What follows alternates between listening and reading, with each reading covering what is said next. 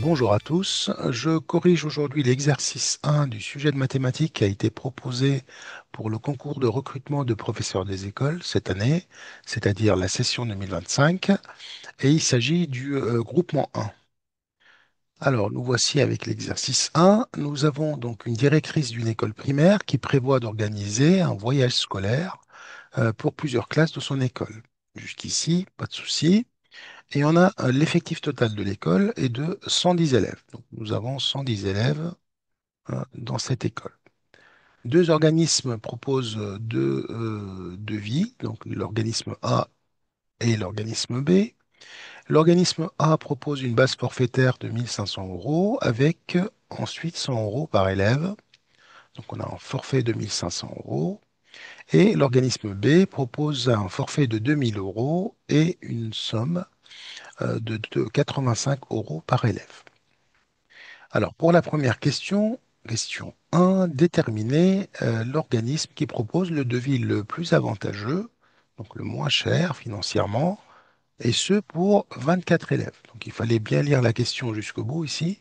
On s'intéresse à uniquement 24 élèves. Donc, on va appliquer les deux devis pour 24 élèves. Alors, c'est parti. Donc, ici, donc, pour l'organisme A, nous avons donc 1 500 euros. Ensuite, on va payer 100 euros par élève, étant donné qu'on a 24 élèves. Donc, ça sera 1 500 plus 100 fois 24. Donc, 100 fois 24, 2 400, ce qui va nous donner 3 900 euros pour l'organisme A. On passe à l'organisme B. Donc, on a une somme forfaitaire de 2 000 euros. Ensuite, 85 euros par élève. Donc, 85 fois 24. Ce qui va nous donner 4 040 euros. Et donc, ce qui est supérieur à 3 900 euros. Donc, l'organisme le plus avantageux financièrement est l'organisme A.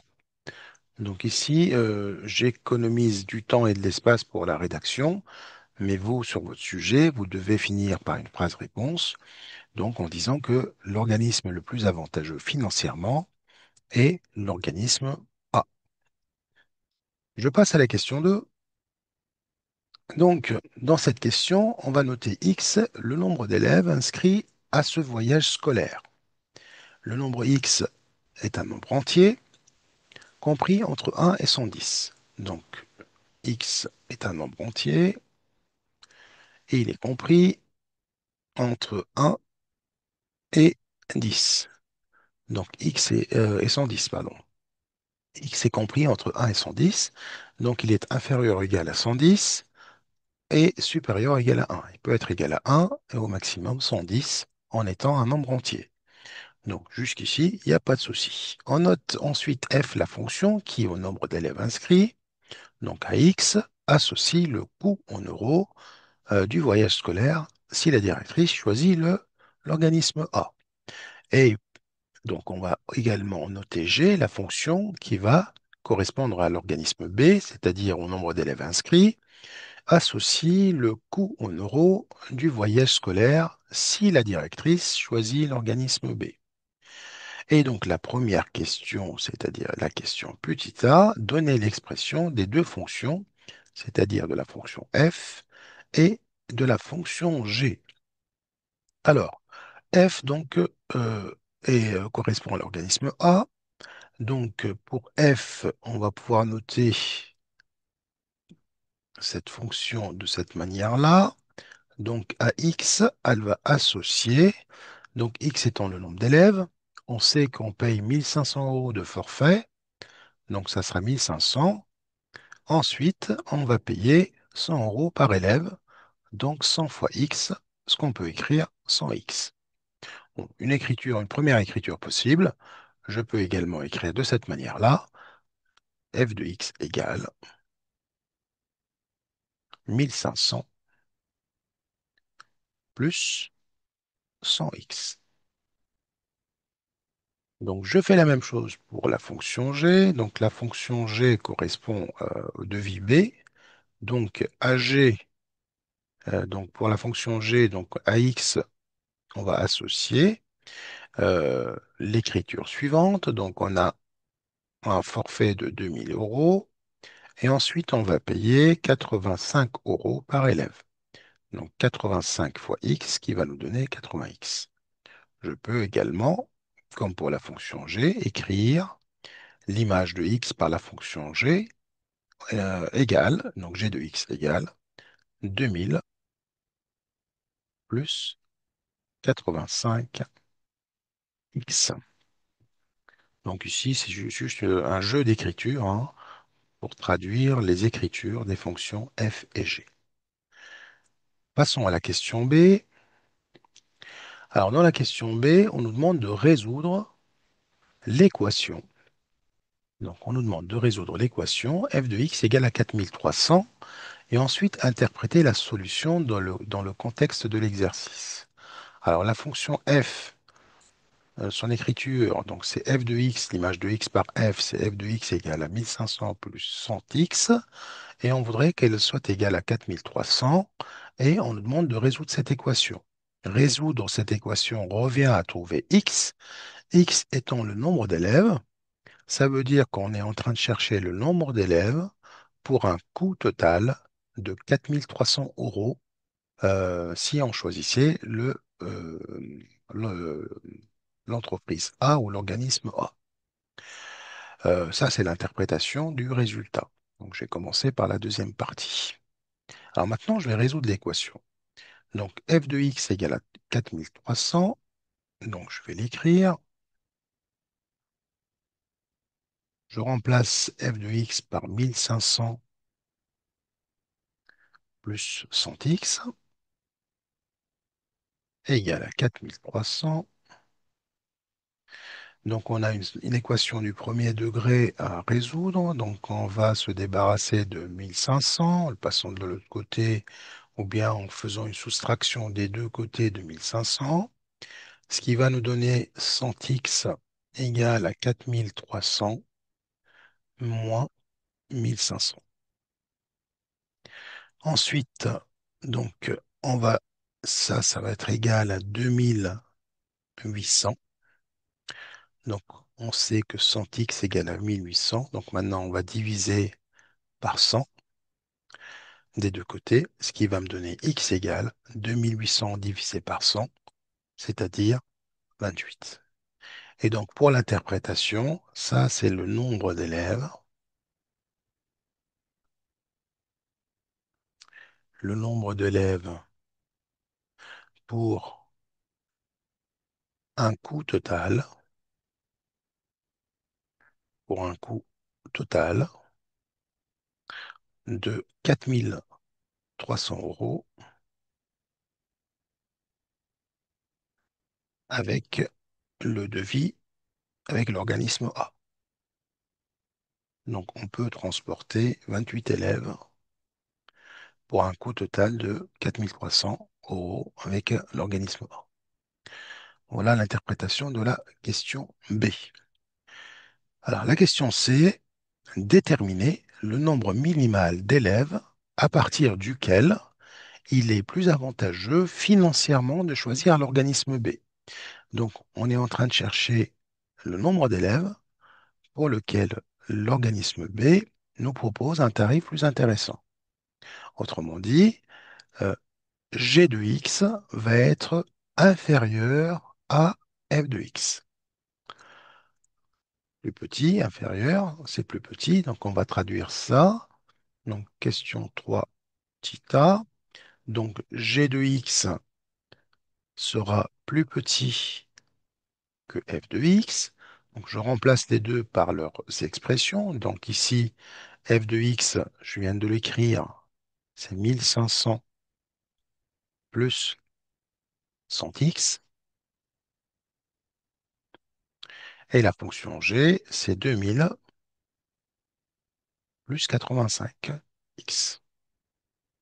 Donc, ici, il suffit de résoudre cette inéquation du premier degré. Donc, on va mettre les x d'un côté comme pour une équation, hein, et les nombres d'un côté. Donc, je vais me débarrasser de ce 85x en faisant moins 85 des deux côtés. Donc, ce qui va me donner, et le 1500, il va passer de l'autre côté. Donc, j'aurai 2000 moins 1500, inférieur strictement à 100x moins 85x. Alors, j'arrange tout ça. Donc, 100 moins 85, c'est 15x. Et de l'autre côté, je vais avoir 2000 moins 1500, c'est-à-dire 500. Eh bien, alors je pourrais l'écrire dans l'autre sens, hein, c'est-à-dire ça, c'est la même chose que 15x est plus grand que 500.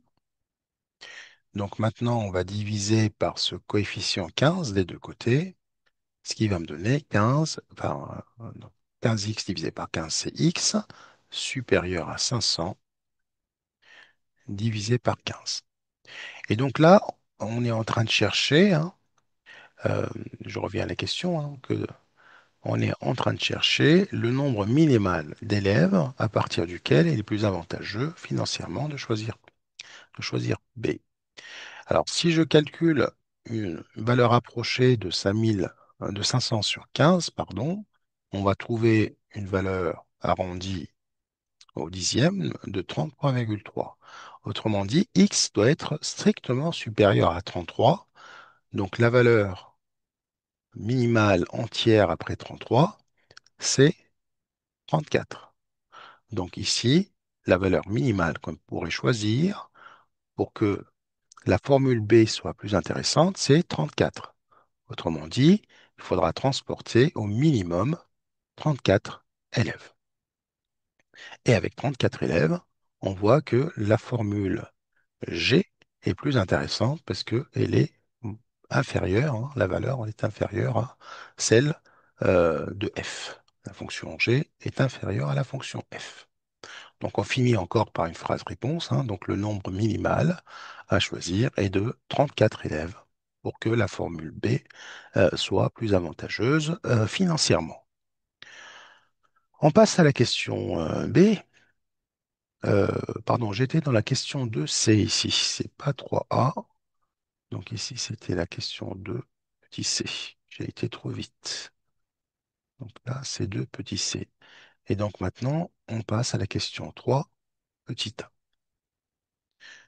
Alors, dans la question A, on nous dit que la mairie subventionne ce voyage scolaire à hauteur des 2/5 de son coût total.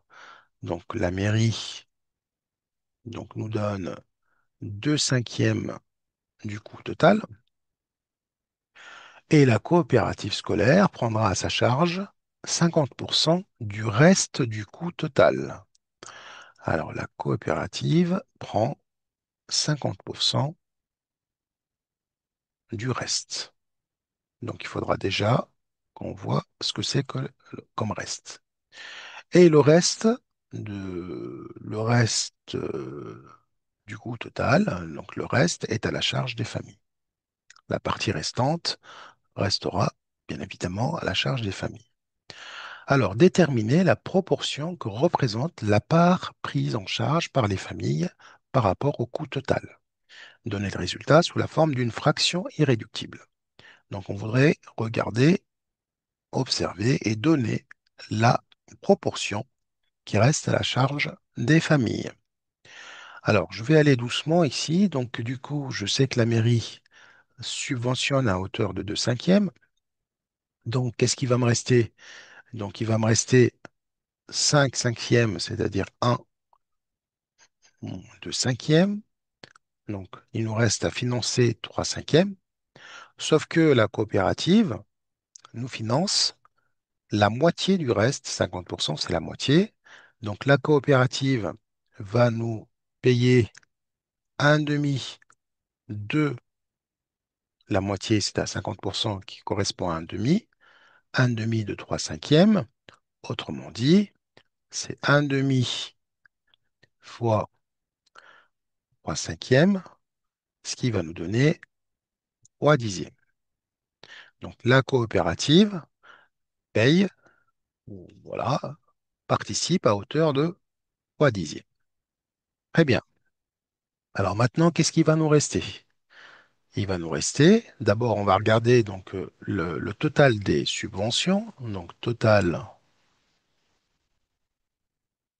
des subventions.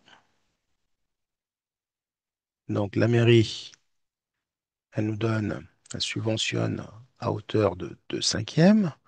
Ensuite, la coopérative, on vient de le voir, c'est 3 dixièmes du coût total, hein, puisque c'est la moitié du reste, et la moitié du reste, c'est la moitié des 3 cinquièmes. Donc, on va mettre au même dénominateur ici. Donc, le dénominateur commun, c'est 10. Donc, on va multiplier par 5 ici, par 2 ici, pardon, pour avoir un 10 en bas. Et donc, ce qui va nous donner 4 plus 3 dixièmes. Donc, ce qui nous donne 7 dixièmes.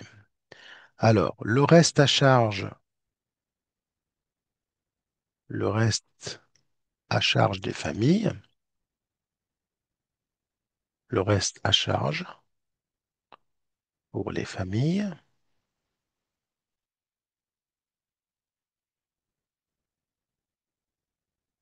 ou le reste à charge des familles, c'est pareil. Donc, il va nous rester 10 dixièmes moins 7 dixièmes, ce qui va nous donner 3 dixièmes. Donc, la proportion qui représente le reste à charge pour les familles est de 3 dixièmes. Cette fraction est déjà irréductible, il n'y a rien à faire, hein, parce que 3, 10 n'est pas un multiple de 3, donc on peut rien faire. Autrement dit, ils sont premiers entre eux, hein, donc elle est déjà réduite, cette fraction. Eh bien, on va donc passer à la question B. Alors, la question B, donc, la directrice inscrit 44 élèves à ce voyage et choisit le programme ou l'organisme B. Donc maintenant, on sait que on a 44 élèves qui sont inscrits. On calculer le montant par élève financé par la coopérative et arrondir le résultat à l'euro près. Alors, c'est parti. Donc, question B, on sait qu'on a 44 élèves qui participent. Alors, on va commencer d'abord par calculer le coût total pour 44 élèves, sachant qu'on a choisi l'organisme B, donc ça sera égal à quoi? Ça sera égal à G de 44. Hein, je vous rappelle que la fonction G modélise euh, le- l'organisme B, et donc on va tout simplement chercher l'image de 44 par la fonction G. Alors la fonction G, vous vous rappelez, c'est 2000 plus 85 x, donc ça sera 2000 plus 85 multiplié par 44. Voilà, ce qui va nous donner 5740 €. Donc ça, c'est le coût total pour un effectif de 44 élèves si on choisissait l'organisme B, et il fallait le choisir puisqu'on a vu qu'on était plus intéressant à partir de 34 élèves. Il fallait bien sûr choisir l'organisme B qui financièrement est moins cher. Donc maintenant, on va calculer la question, rappelez-vous, hein, donc la question c'était de chercher le montant, calculer le montant financé par la coopérative.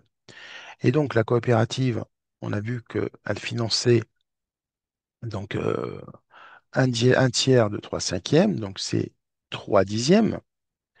Donc euh, euh, participation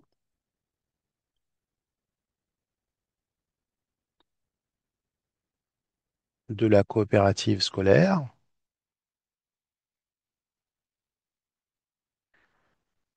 donc c'est 3 cinquièmes de 5340, donc 3 cinquièmes fois 5340, 3 dixièmes, pardon. C'est 3 dixièmes, évidemment, vient de le calculer, n'est pas 3/5, hein. Donc c'est bien 3/10. Donc on peut simplifier ici par 10, ce qui nous fait 3 multiplié par 574, ce qui va nous donner 1722. Donc sur un total de 5 740 euros, la coopérative finance 1722 euros ou subventionne, ce qui représente une participation. Donc participation de la coopérative par élève. Et donc il suffit de diviser par le nombre d'élèves. Et donc on nous demande d'arrondir à l'euro près, hein. Donc ce qui nous fait 1722 divisé par donc 44, puisqu'on a 44 élèves. Et en passant à l'arrondi, on est autour de 39 euros par élève. Voilà, donc la coopérative scolaire participe à hauteur de 39 euros par élève, sachant qu'on est parti, on a inscrit 44 élèves.